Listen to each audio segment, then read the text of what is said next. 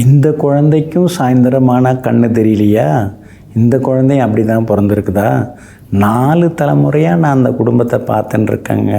அந்த வீட்டில் யாருக்குமே சாயந்தரம் 6 மணி ஆனால் கண்ணு தெரியாமல் போயிடுது. அது யார் பண்ண பாவம் தெரியல, எந்த நேரத்தில் வந்த சாபம் தெரியல. எல்லாருக்குமே அந்த மாதிரி தான் ஆயின்னு இருக்குது. இதை தான் பார்த்து ஒருத்தர் பக்கத்து வீட்டுக்காரர் ஒருத்தர் இது மாதிரி பேசின்னு இருக்காருங்க. இது நிஜமாலுமே நடந்ததுங்க. இதையெல்லாம் அந்த குடும்பத்தில் பிறந்த ஒருத்தவர் யோசிக்க ஆரம்பிச்சிட்டார். ஏன் இந்த மாதிரி நம்ம குடும்பத்தில் ஆகுது? அப்போ இது எந்த சாபம்? இந்த பாவத்தை போக்குறதுக்கு என்ன வழி? இப்படி நம்முடைய உறவினர்கள், அப்பா அம்மா, அண்ணன் தம்பி, பங்காளிகள், அங்காளிகள் யாருக்கு குழந்தை பிறந்தாலும் எல்லாருக்குமே சாயந்தரம் 6 மணிக்கு மேலே கண் பார்வை இல்லாமல் போயிடுதே. அப்போ இதுக்கு நாம் என்ன செய்யலாம்? ட்ரீட்மெண்ட்டு போனாலும் மருத்துவரும் சரியாக மருந்து கொடுத்தாலும் எதுவும் சரியாக மாட்டேங்குது. அப்போ இந்த கர்மாவை நாம் போக்கி ஆகணும் அப்படின்னு சொல்லிட்டு இந்த மகான் யோசிச்சுட்டே இருக்கிறாருங்க. அதுக்கு பிறகு அவங்க மனைவியும் இறந்துடுறாங்க. மனைவி இறந்த உடனேயே முழுமையாக அவர் துறவரம் பூணுகிறார். அதாவது அப்படி கிளம்பிடுறார்.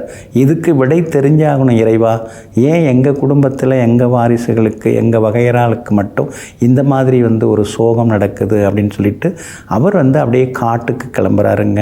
கிளம்பி கடுமையாக போய் அவர் தவம் இருக்கிறாருங்க.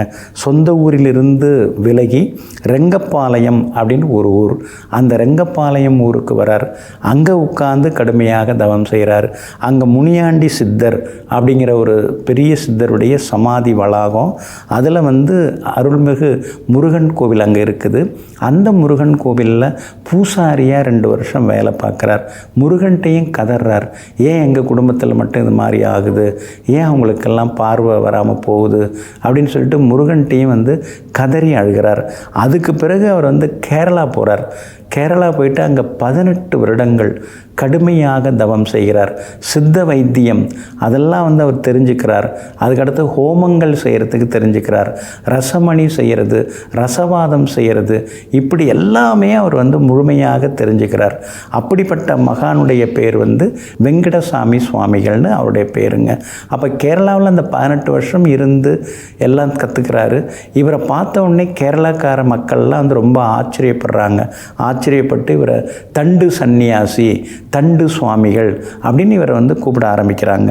அதுக்கு பிறகு அவர் அங்கே கேரளாவிலேருந்து கிளம்பி அதுக்கடுத்தது டி குன்னத்தூர் அப்படிங்கிற ஊருக்கு வரார். அதுதான் அவருடைய சொந்த ஊர்.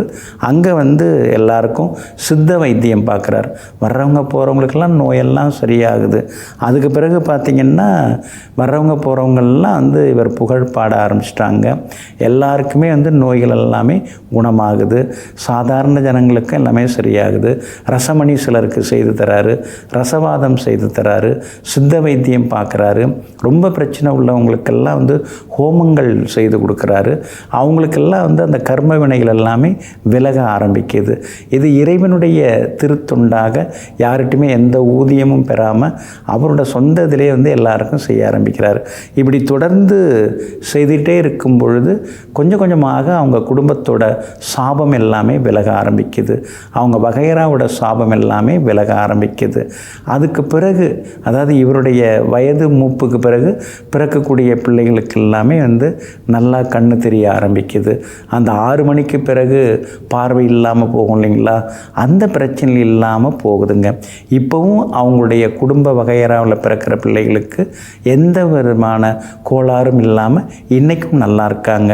இப்படி மிகப்பெரிய ஒரு மகானாக ஸ்ரீ தண்டு சுவாமிகள் பிறந்து வளர்ந்து தங்களுடைய பாரம்பரியத்துக்கும் குடும்பத்துக்கும் இருக்கக்கூடிய சாபங்கள் பாவங்களை போக்குவதற்காக கடுமையாக தவம் இருந்ததோடு மட்டும் இல்லாமல் சாதாரண மக்களுக்கும் சித்த வைத்தியராக, அருள்வாக்கு சொல்பவராக, பிரச்சனைகளுக்கு தீர்வு காண பரிகாரம் செய்பவராக இந்த மகான் இருந்திருக்காங்க.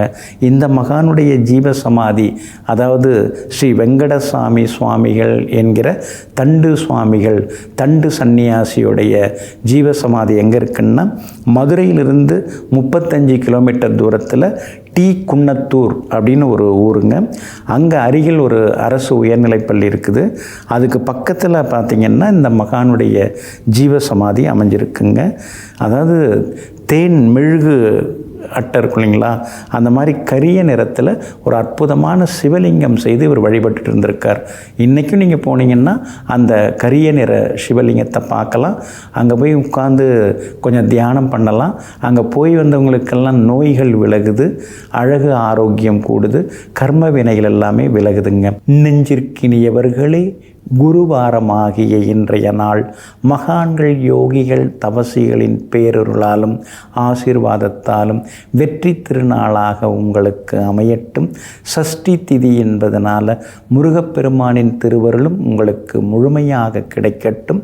மீண்டும் நாளை காலை சந்திப்போம். நன்றியுடன் உங்கள் ஜோதிட முனைவர் KP வித்யாதரன். வணக்கம்.